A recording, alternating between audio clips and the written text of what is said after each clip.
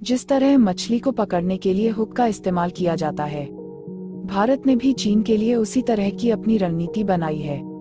भारत की रणनीति में 2 हुक हैं, इसलिए इसे डबल फिश हुक रणनीति कहा जा रहा है।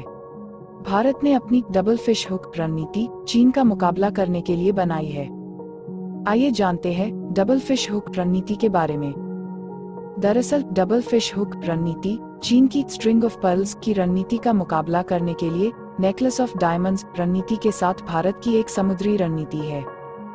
हिंद महासागर इंडियन ओशन क्षेत्र में चीन की रणनीतियों का मुकाबला करने के लिए भारत ने अपने पूर्वी हिंद महासागर पड़ोसियों जैसे कि इंडोनेशिया, ऑस्ट्रेलिया और दक्षिणी हिंद महासागर क्षेत्र में द्वीप राष्ट्रों जैसे मॉरिशस, सेशल्स, मेडागास्कर और फ्रांसीसी क्षेत्रों के साथ अपने संबंधों को मजबूत करना शुरू कर दिया है। भारत को हिंद महासागर आयोग फ्रांस द्वारा सुविधा में ऑब्जर्वर का दर्जा भी दिया गया है। भारत और फ्रांस भी रियूनियन द्वीपों से नियमित समुद्री निगरानी में लगे हुए हैं। यह संकेत देता है कि भारतीय नौसेना चीन का मुकाबला करने के लिए डबल फिश हुक रणनीति पर काम कर रही है।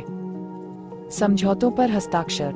हिंद महासागर क्षेत्र में चीन का मुकाबला करने के लिए भारत ने अमेरिका, फ्रांस और ऑस्ट्रेलिया की नौसेनाओं के साथ भागीदारी शुरू की। अगस्त 2016 में logistics exchange memorandum of agreement (LEMOA) को भारत और अमेरिका के बीच एक दूसरे के सैन्य ठिकानों और नौसैनिक बंदरगाहों तक पहुंचने का एग्रीमेंट हुआ है। जून 2020 में भारत और ऑस्ट्रेलिया के बीच mutual logistics support agreement (MLSA) को शामिल किया गया। दोनों देशों द्वारा एक दूसरे की द्वीप सुविधाओं के उपयोग के साथ किए गए समुद्री सैनिक परीक्षण मिशनों के लिए सहायता प्रदान की गई।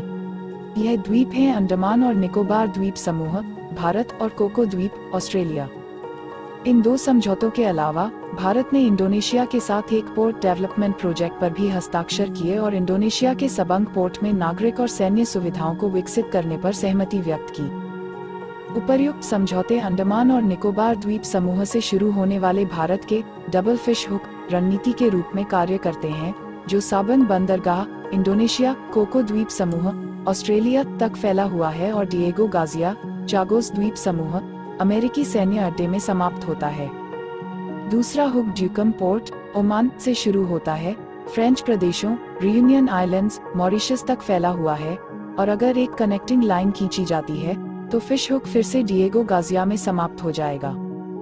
स्ट्रिंग ऑफ पर्ल्स चीन की रणनीति। चीन अपनी स्ट्रिंग ऑफ पर्ल्स की रणनीति के तहत चटगांव, बांग्लादेश, पाकिस्तान में कराची और ग्वादर बंदरगाह और कोलंबो, हम्बनटोटा, दोनों श्रीलंका में के साथ भारत के चारों ओर एक रिंग बना रहा है।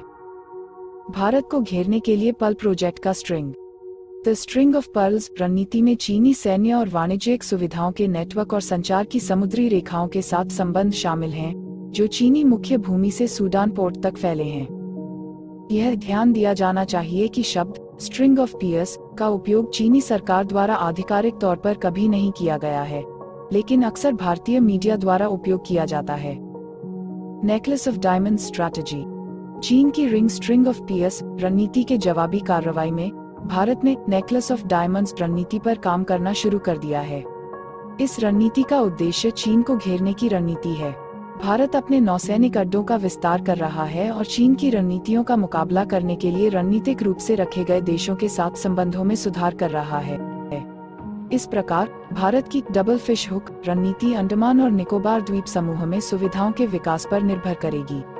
Chief of defence Bipin Rawat ने कहा है कि यह तीनों सेनाओं की एक संयुक्त कमान होगी और यह भी क्वाड राष्ट्रों की सेनाओं के लिए एक महत्वपूर्ण बिंदु होगा। Subscribe my channel for more interesting topics. Must share and comment. Thanks for watching.